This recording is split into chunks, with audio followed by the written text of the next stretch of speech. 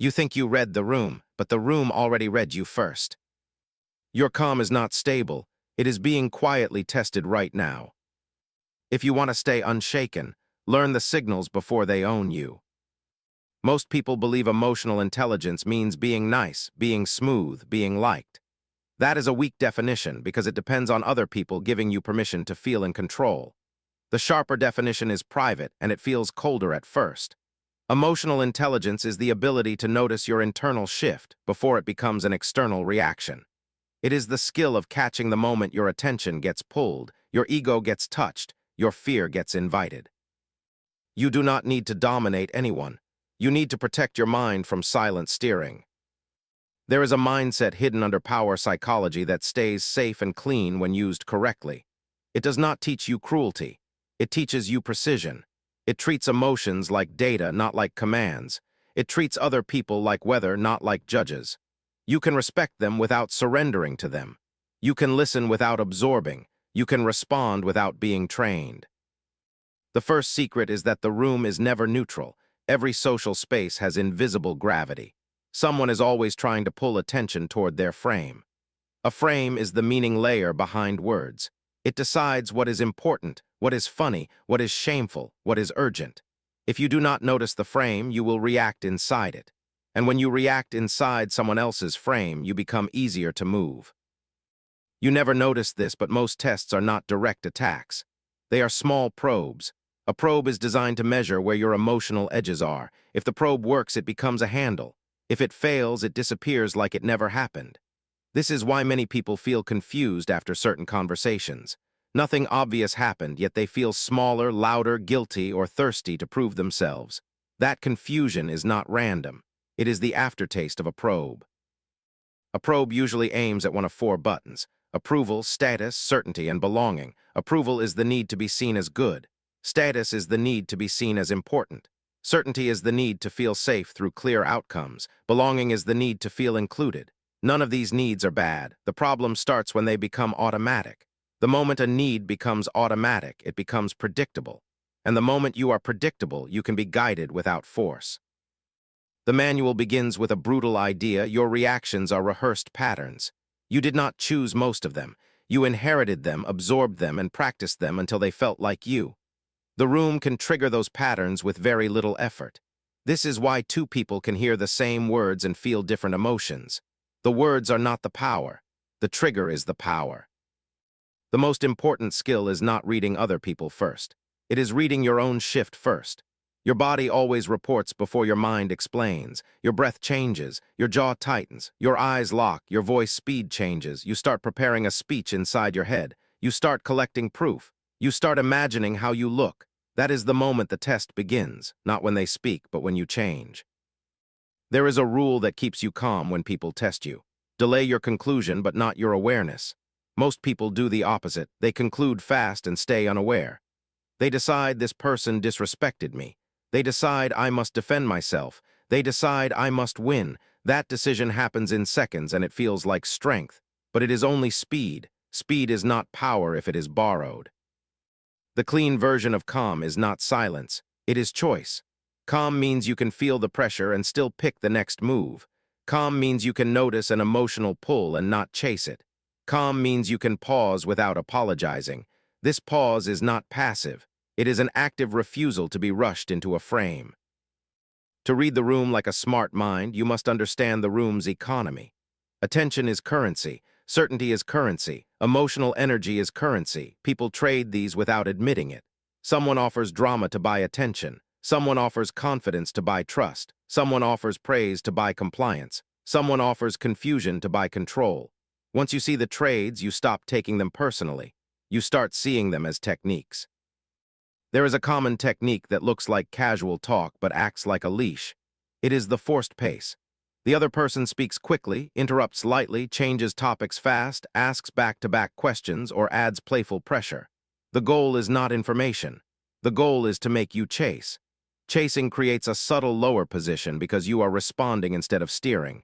Your mind becomes busy, and busyness reduces awareness. The counter is simple and it is quiet. Slow down one step. Not dramatically, not to punish, just one step.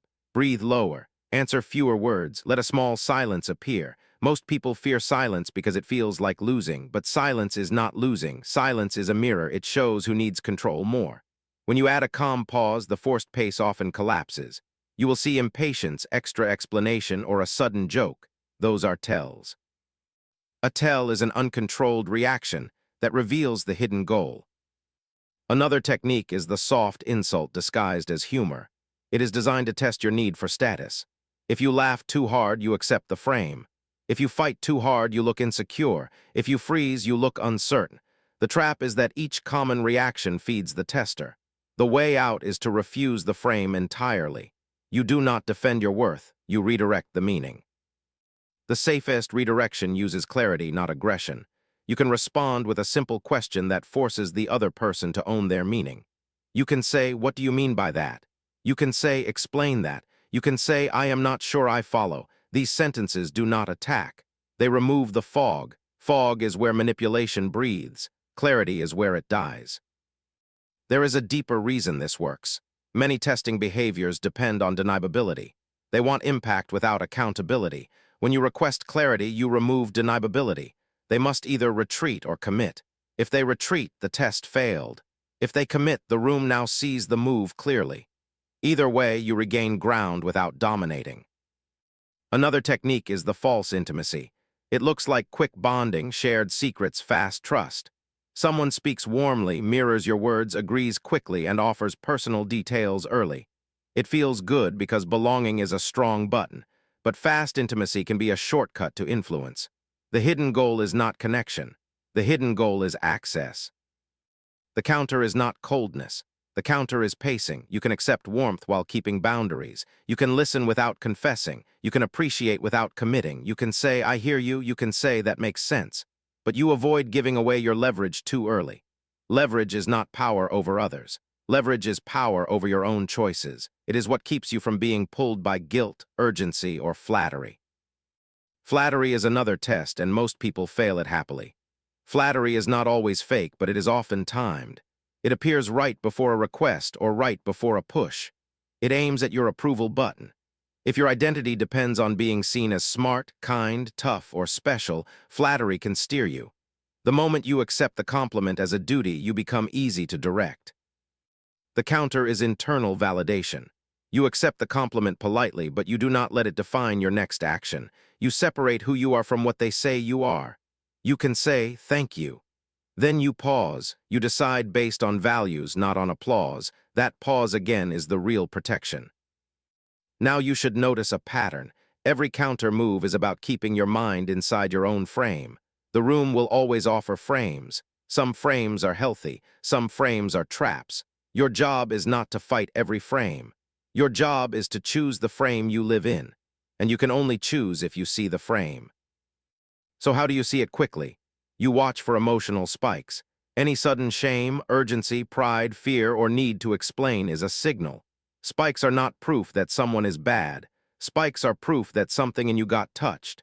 That touch is where influence enters. Emotional intelligence begins when you stop judging the spike and start studying it. Study means you name it silently. You do not dramatize it, you do not suppress it, you label it. I feel rushed. I feel challenged. I feel the urge to prove. I feel excluded. Labeling creates distance. Distance creates choice. Choice creates calm. This is not a motivational trick. It is basic brain mechanics. When you label an emotion, you activate reflective control instead of reactive drive. This is supported by research on affect labeling and emotion regulation. It shows that naming feelings can reduce emotional intensity and increase self-control. Citations exist, but you do not need them in the room. You need the skill. Once you label the spike, you do the next step. You decide your objective, not your revenge, not your image, your objective. Maybe your objective is clarity. Maybe it is respect. Maybe it is peace. Maybe it is information. People get tested hardest when they have no objective. Without an objective, the ego becomes the objective, and the ego is easy to bait. After objective, you choose your tempo. Fast tempo is useful for escaping. Slow tempo is useful for reading. Neutral tempo is useful for blending. Smart people read the room by controlling tempo, not by controlling people. Tempo control is a mental posture. It says, "I will not be pulled into your speed. I will move at the speed of accuracy. Accuracy matters because the room lies in subtle ways, not always with false facts, but with false emphasis. Someone emphasizes your mistake and ignores your effort. Someone emphasizes your tone and ignores their provocation.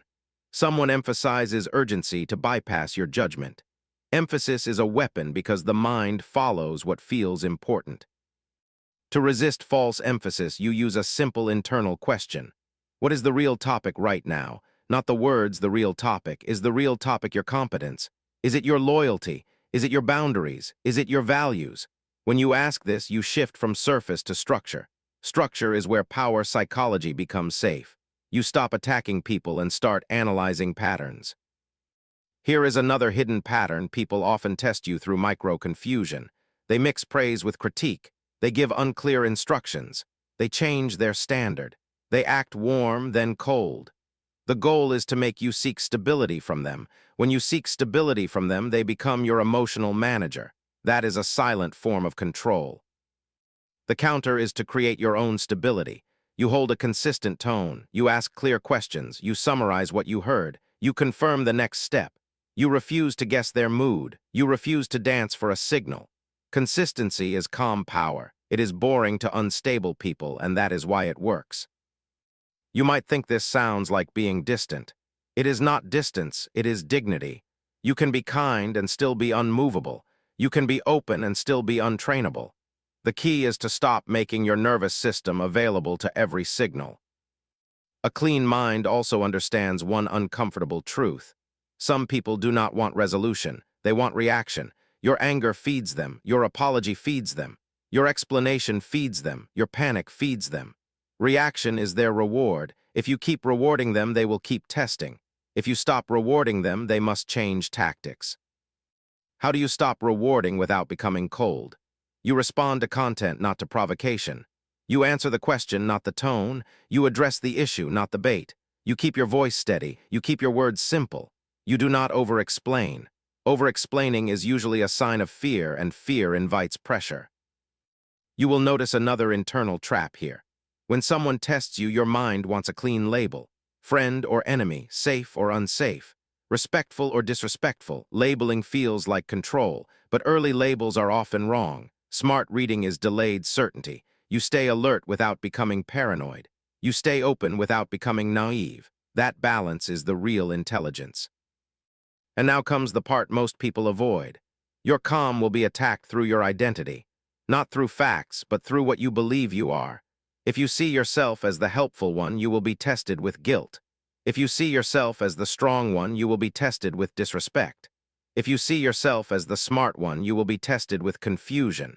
If you see yourself as the good one, you will be tested with moral pressure. This is why the deepest emotional intelligence is identity flexibility. You do not cling to a single image of yourself. You can be strong and silent. You can be kind and firm. You can be uncertain and still steady. When your identity is flexible, the room has fewer handles. So you build one private rule. Never defend an identity in real time. Defend your values, defend your boundaries, defend your time, but do not defend your label. The moment you defend a label, you accept the tester's frame. You start arguing about who you are instead of choosing what you do. The room will try to pull you into proving.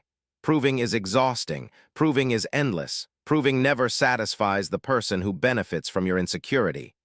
The moment you notice the proving urge, you stop. You return to objective. You return to tempo. You return to clarity. Here is a subtle exercise you can use anywhere without anyone noticing. When you feel tested, press your attention into 3 points. Your breath, your feet, and the other person's exact words. Breath keeps you steady. Feet keep you grounded. Exact words keep you factual. When you stay with exact words, you stop reacting to imagined meaning. Imagined meaning is where most conflict is manufactured. Manufactured conflict is useful for one reason: it makes you leak information. When you feel threatened, you reveal priorities, fears, and triggers. You reveal what you protect. You reveal what you want. You reveal what hurts. A smart reader notices this. A smart mind prevents it. This does not mean you become silent forever. It means you choose what to reveal and when. Self-disclosure is powerful when it is deliberate. It is weak when it is forced. Calm helps you keep it deliberate. You may be wondering how to tell the difference between a normal awkward moment and a real test. The difference is repetition and reward. If a behavior keeps happening and someone seems energized by your reaction, it is likely a test pattern. If the behavior stops when you add clarity, it was likely a probe. If it escalates when you stay calm, something deeper is happening. And this is the twist you need to hold in your mind. The most dangerous tests are not hostile, they are friendly. They come with smiles, agreement, warmth, and shared language. They do not push you away. They pull you close, then they steer. You will only notice if you watch your internal state. So keep one final question running silently. After this interaction, do I feel clearer or do I feel smaller? Clarity usually means healthy influence or honest exchange. Smaller usually means your frame was taken. If you keep asking that question, you will start detecting patterns you never saw before. Because the room is always teaching you how to behave. It rewards some reactions and punishes others. Over time, you become trained. You think you are choosing, but you are performing, and once you see that training system, you can interrupt it. But here is what most people cannot handle. What if the strongest training does not come from others, but from the way you talk to yourself? What if the real test is not their pressure, but your private need to be approved? And if that is true, who has been reading your room all along? You do not lose control when they get louder, you lose it earlier. Someone can guide your mood by adjusting the smallest social pressure. If you want real calm, learn what makes your mind obey. The mind obeys in secret ways, not because you are weak, but because the brain loves efficiency. It uses shortcuts to save energy, and those shortcuts can be exploited. Power psychology becomes safe when you stop chasing control over people and start building control over your own automatic responses. That is the emotional intelligence hidden inside the old manual. Stay aware, stay steady, stay unprovoked. The second reveal is simple but uncomfortable. Most social influence is not created by words. It is created by states. A state is your internal condition, your level of tension, confidence, alertness, openness. If someone can shift your state, they can shift your decisions.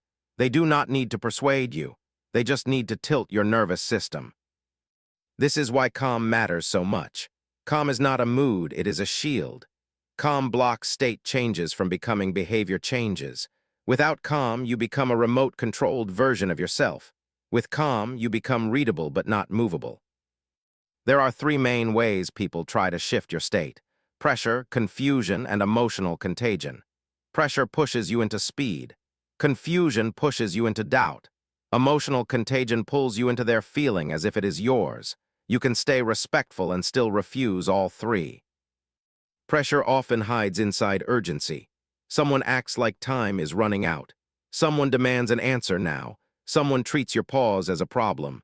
Urgency is not always fake, but it is often used to bypass your judgment. Judgment needs time, so a rushed environment is a perfect place for bad decisions. The counter is not stubborn delay. The counter is controlled pacing. You can say, I will answer after I think. You can say, I want to be accurate. You can say, let me understand first. These sentences protect your tempo without attacking the other person. Tempo is your first boundary. When you lose tempo, you lose choice. Confusion is more subtle. It does not feel like an attack, it feels like fog. Someone changes the topic, mixes levels, asks vague questions, or uses slippery language. Slippery language is language that sounds specific but stays uncheckable. Words like always, everyone, never, obviously, you know what I mean. These words push you to agree without clarity. Fog creates a special kind of weakness. It makes you over-explain. It makes you defend against a shape, not against a fact. And when you defend against a shape, you keep missing. Missing makes you look unstable. Instability invites more pressure. The counter is to force clean definitions. You do it calmly, like you are sorting facts. You ask, what exactly are we deciding? You ask, which part is the problem? You ask, what outcome do you want? You do not argue inside fog. You turn fog into sentences that can be tested. This is emotional intelligence because it protects your mind from imaginary threats. Emotional contagion is the most invisible method. It is the transfer of feeling through tone, speed, facial tension, and social cues. You have seen it without naming it. One anxious person can make a group anxious. One angry person can make a room tense. One confident person can make people relax. This happens because humans are designed to sync. Syncing helps survival. Syncing also creates manipulation risk. The counter is internal separation. You notice what you feel, then you ask a private question. Is this emotion mine or is it borrowed? Borrowed emotion feels sudden. It feels like you caught it. It often comes with urgency to act. Once you name it as borrowed, it loses power. You can also use a clean physical reset. Slow your exhale. Drop your shoulders, relax your tongue, keep your eyes soft. These are not performance tricks. They are nervous system commands. When your body shifts, your state shifts. And when your state stays steady, the room cannot steer you as easily. This is where many people get confused. They think staying calm means being passive, but calm is active. It is a decision to remain hard to move. Calm is the refusal to let someone else choose your inner weather. You can still be firm. You can still say number calm is not agreement. Calm is stability. Now the manual reveals a sharper layer. The room tests you most when it senses you have a trigger. A trigger is not just trauma. It can be pride, insecurity, guilt, or the need to be right. Smart readers watch for your trigger the way a hand watches for a loose thread. Once they find it, they pull gently, and you unravel yourself. There are common triggers that look like strengths. Being responsible can become guilt-driven. Being ambitious can become status-hungry. Being honest can become blunt and reactive. Being loyal can become easy to exploit. The solution is not to remove your strengths. The solution is to remove the automatic part. Automatic reactions are built from tiny beliefs. Beliefs like if I do not respond, I lose. Beliefs like if I say no, I am bad. Beliefs like if they misunderstand me, I must fix it. Those beliefs sound reasonable, but they can become chains. Emotional intelligence is noticing the chain before it tightens. Here is a powerful practice that feels almost too simple. When you feel pulled, ask yourself, what am I trying to protect right now? Maybe you are protecting your image. Maybe you are protecting your comfort. Maybe you are protecting your sense of fairness. Once you see what you protect, you can protect it wisely. Without this, you protect it blindly, and blind protection looks like overreaction. A common test uses status pressure. It can be subtle. Someone ignores your point, then responds to someone else. Someone acts bored when you speak. Someone gives you a look that suggests you are not important. These signals can trigger the status button. You feel the urge to push harder, talk more, prove more. The calm counter is to detach your value from their signal. You decide that value is internal.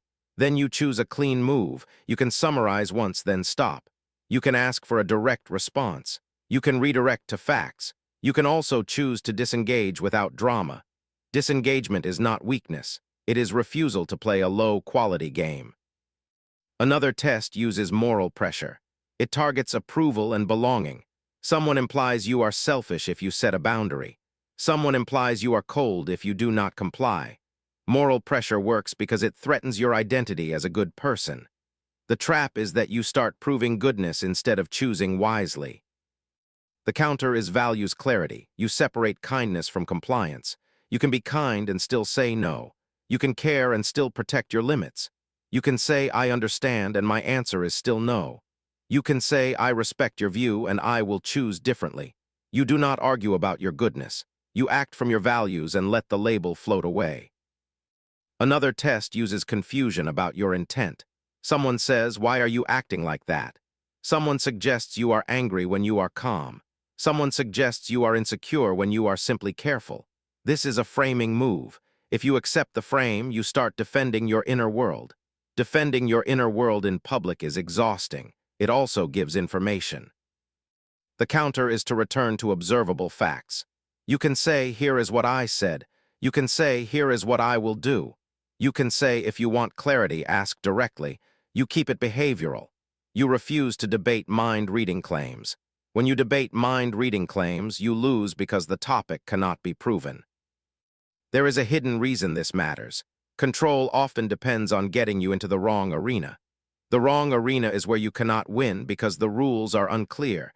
Feelings become evidence. Assumptions become facts. Tone becomes guilt. Once you enter the wrong arena, you start bleeding energy. The right arena is always concrete. Words, actions, timelines, outcomes. Emotional intelligence is the ability to move the conversation from emotional fog into concrete ground without sounding defensive. You do it by staying calm and staying specific. Another invisible tool is the attention trap. Someone asks you a question that is designed to hijack your focus. Questions like, why are you so quiet? Why do you always do that? Do you think you are better? These questions are not curiosity. They are control attempts. They make you explain yourself. Explanation places you below the questioner because it accepts their authority to judge your behavior. The counter is to choose what deserves explanation. You can reply with a neutral statement instead of a defense. You can say, I am listening. You can say, I prefer to think before I speak. You can say, I am focused. These statements close the loop. They do not invite a debate about your personality. This is the heart of calm under testing. You stop negotiating your right to exist in your natural state. You stop apologizing for being thoughtful. You stop seeking permission to pause. When you stop negotiating these basics, many tests stop because there is no reward. Now the manual gets more suspenseful because it reveals the quietest threat. It is not the loud pressure. It is the subtle reward. Reward is more powerful than punishment. Reward trains behavior while making you feel good. If someone rewards you for reacting, you will keep reacting. Watch for this pattern. Someone provokes you, then gives warmth when you comply. Someone withdraws, then returns when you chase. Someone praises you right after you give in. Your nervous system learns reaction brings relief. Relief becomes addictive. Soon you are not choosing, you are chasing relief. The counter is to tolerate discomfort. Not forever, not dramatically, just long enough to break the training. You let the silence exist. You let the other person be uncertain. You let the tension sit without rescuing it. This is advanced emotional intelligence.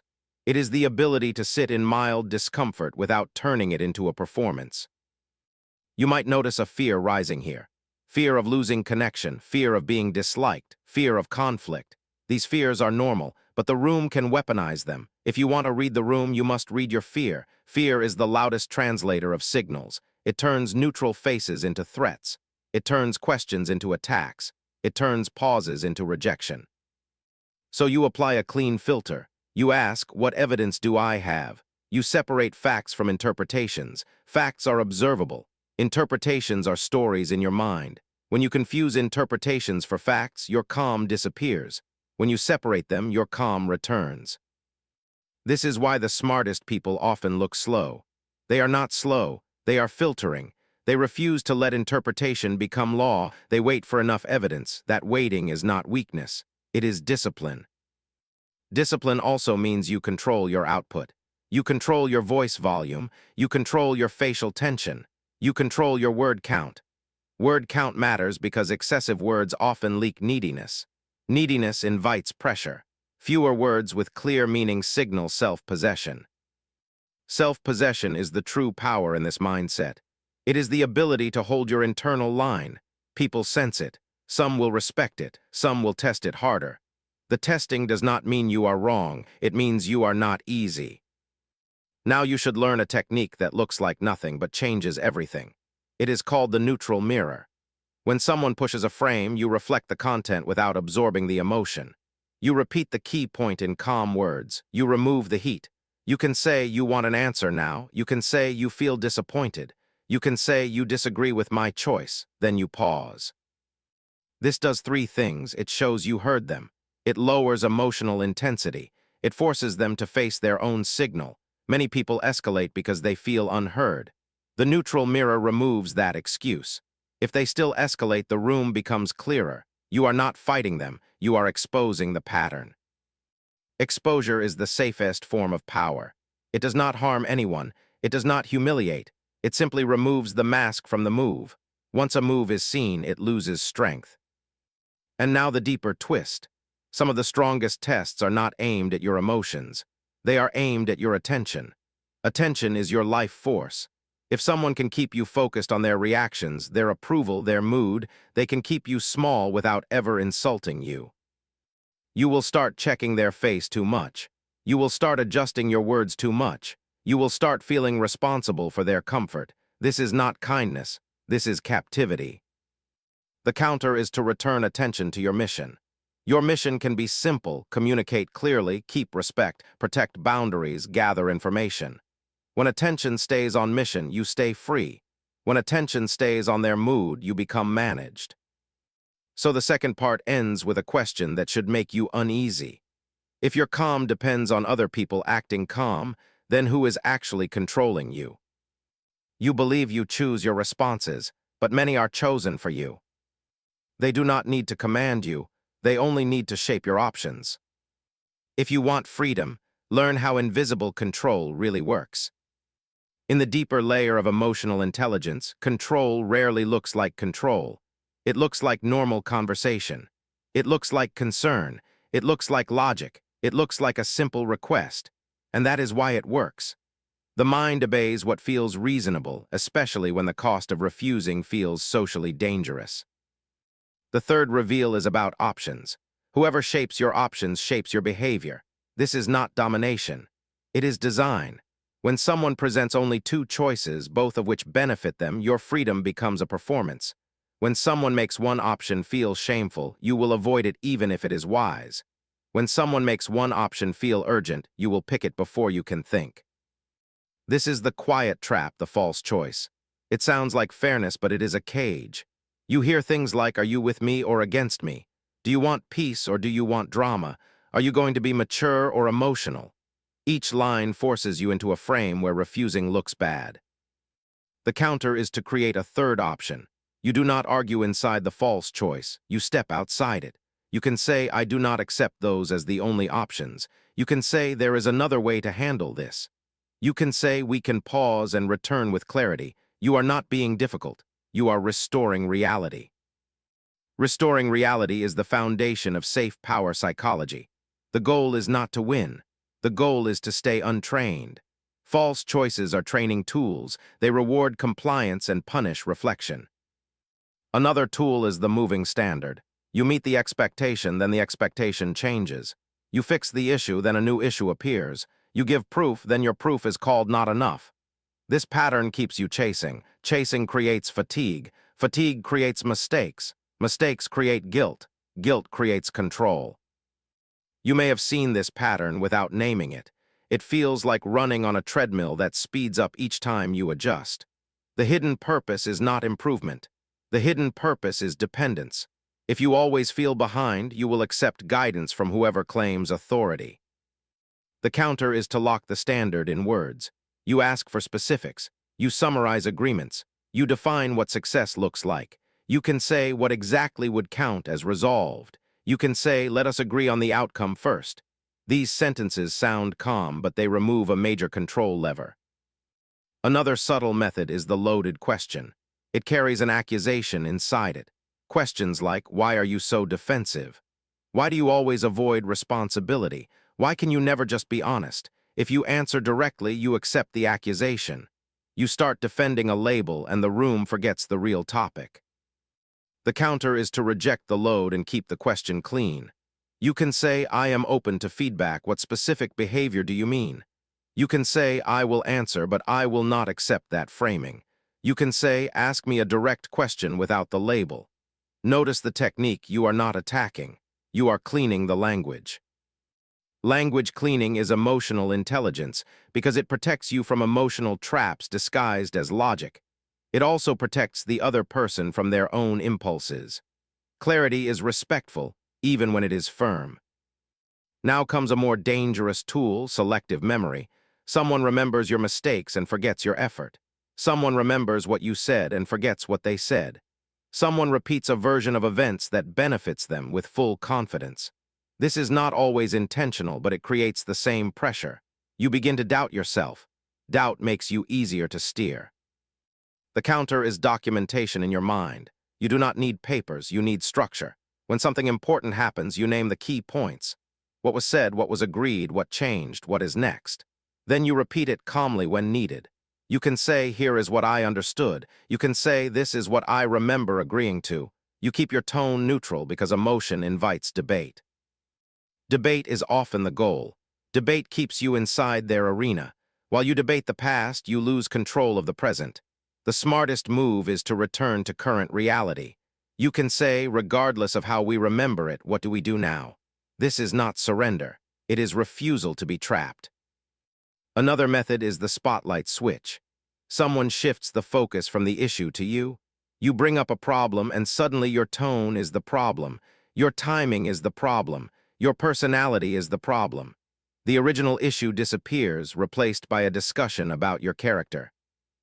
This is a classic diversion, and it works because many people fear looking bad more than they fear being wronged. When your approval button is active, you will chase the spotlight. You will try to prove you are reasonable. You will apologize for your tone. You will offer extra explanations, and the original issue stays unresolved. The counter is to anchor back to the issue. You can say, we can discuss tone later, the issue is still this. You can say, I will keep respect, now answer the point. You can say, I hear your feedback, return to the topic. Anchoring is calm power. It signals you will not be relocated. Relocation is one of the most common manipulation outcomes. Your mind gets moved away from what matters. Once relocated, you get tired. Tired people accept bad deals. Tired people agree to end the tension. Tired people trade long-term peace for short-term relief. Now you should notice the real theme. Emotional intelligence protects time and attention. It is not just about feelings. It is about steering your focus toward what is true and useful. The room will always offer distractions. Some are accidental, some are strategic. Your job is to keep your focus clean. There is also a quiet influence tool that looks positive, the rescue offer. Someone offers to solve your problem, fix your confusion, protect you, guide you. Support can be real and healthy, but sometimes help is a hook. Help creates debt. Debt creates obligation. Obligation reduces freedom. The sign of a hook is pressure inside the help. You feel rushed to accept. You feel guilty if you hesitate. You feel like refusing means rejecting them as a person. That feeling is not kindness. That feeling is control wearing a warm mask. The counter is to accept only what you choose at the pace you choose. You can say, thank you, I will think about it. You can say, I appreciate it, I will decide later. You can say, I am not ready to accept help on that. If the help was clean, these sentences will be respected. If the help was a hook, you will see irritation or moral pressure. That reaction reveals the truth. Truth often reveals itself through emotional leakage. When someone loses patience with your boundaries, they are showing their intention. Boundaries do not offend respectful people.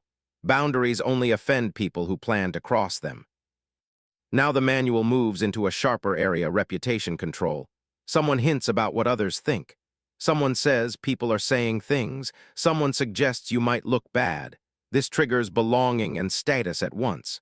The fear is not the problem itself, it is the imagined crowd. The crowd is powerful because it is invisible. You cannot check it, you cannot negotiate with it, you cannot defend yourself to it. So you start complying to a ghost. That is one of the oldest influence tricks. Use an unseen audience to shape behavior. The counter is to ask for specifics calmly. Who exactly? What exactly was said? When exactly? If they cannot answer, you name the pattern without accusation. You can say, I cannot respond to vague claims about people. You keep it polite. You keep it factual. Vagueness is a weapon. Specificity disarms it. There is also the comparison trap. Someone compares you to an ideal. Someone implies you should behave like a certain type of person. This targets identity. It makes you chase an image rather than choose a value. Chasing images is endless. Values are stable. The counter is to return to your standard. You decide what kind of person you are through your actions, not through comparisons. You can say, I will act in a way that is fair. You can say, I will act in a way that is honest. You can say, I will act in a way that protects my peace. And then you do it. You do not negotiate with their ideal. Now comes the most important mechanism, the emotional contract. Every interaction contains an unspoken deal. Who leads, who follows, who explains, who apologizes, who waits, who chases, who decides what matters. These roles form quickly. Once formed, they feel normal. You can become trapped in a role without noticing. You become the fixer, the listener, the responsible one, the one who absorbs tension. These roles seem noble, but they can become cages. The room will reward you for staying in the cage and punish you when you step out. Emotional intelligence means you rewrite the contract when needed. You do it gently, you do it consistently, you stop over-explaining, you stop chasing, you stop taking responsibility for other people's emotional regulation.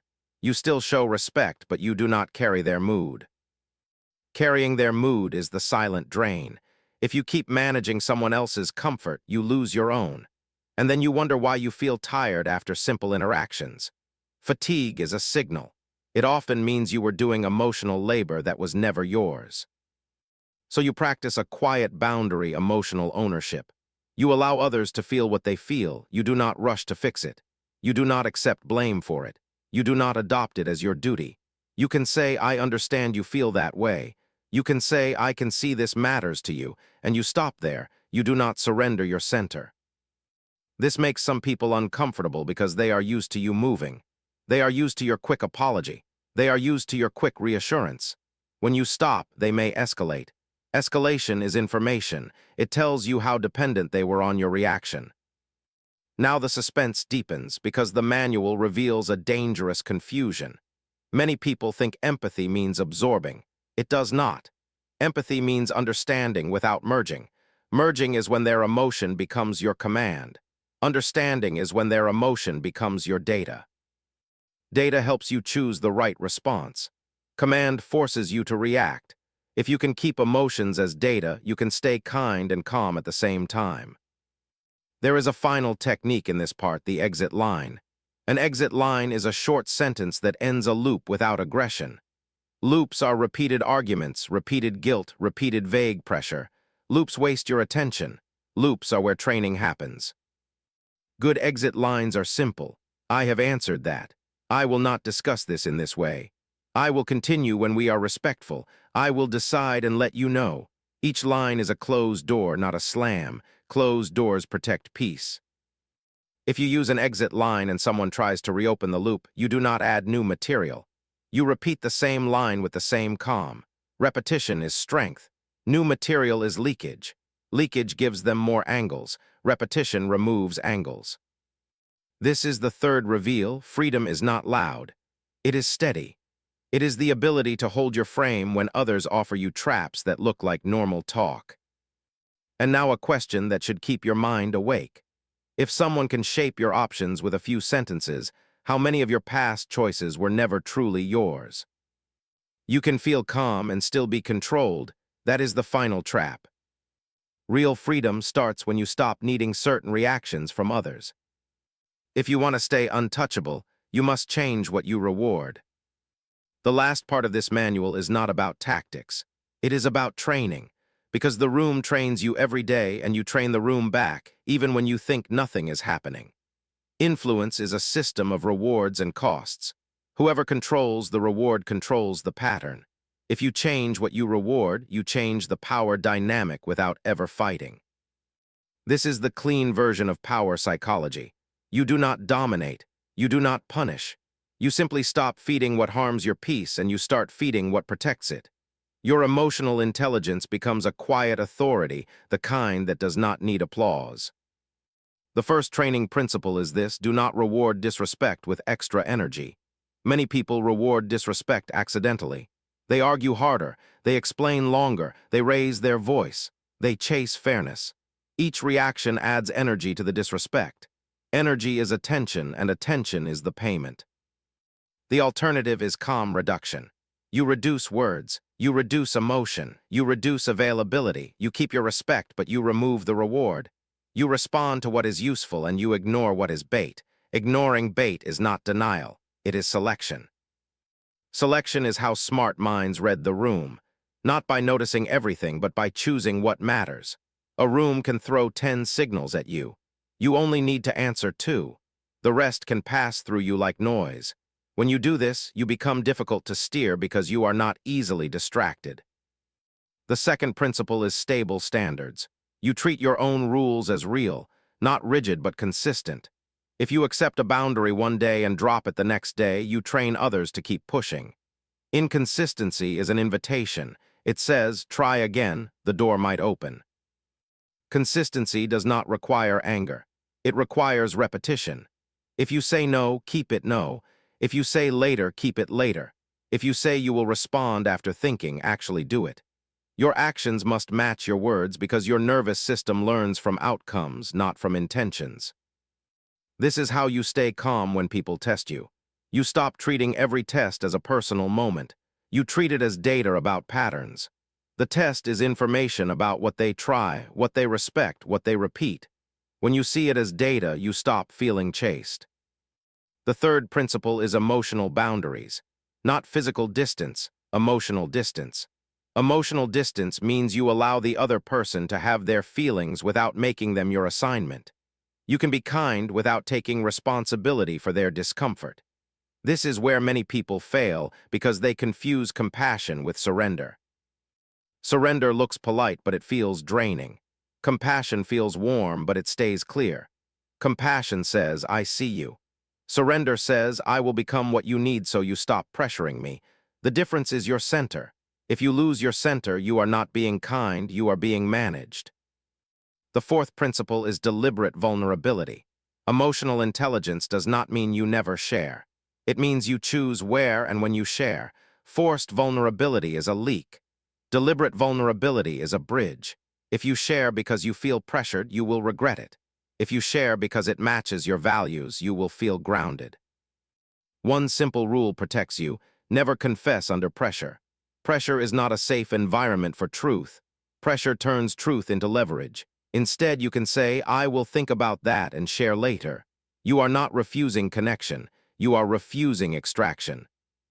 Extraction is a key word here. Extraction is when someone tries to pull information, emotion, or commitment before trust is earned. It can happen through rapid intimacy, guilt, false urgency, or moral pressure. Safe people do not extract. Safe people invite. If you learn to detect extraction, you will stop being surprised by certain outcomes. You will understand why you felt tired. You will understand why you felt exposed. You will understand why a small conversation felt like a loss. It was not the words, it was the extraction. The fifth principle is frame discipline. Your frame is your meaning system. It decides what you accept, what you ignore, what you focus on. If someone insults you and you treat it like a crisis, you accept their frame. If someone pressures you and you treat it like a request, you keep your frame. Frame discipline is the ability to keep your meaning stable even when they try to shake it. You do this by using simple internal sentences. This is a test. This is bait. This is fog. This is urgency. These labels are not paranoia, they are clarity. Then you choose one of three safe moves. Clarify, pause, or exit. Clarify removes fog. Pause removes pressure. Exit removes loops. You do not need fancy lines. You need clean timing. Timing is a form of intelligence. It prevents emotional escalation from becoming emotional captivity. Now the manual reveals a deeper truth about reading the room. The room does not just contain people, it contains hierarchies. Not official hierarchies, psychological hierarchies. Who feels entitled to interrupt, who expects others to adjust, who feels safe being direct, who fears being disliked.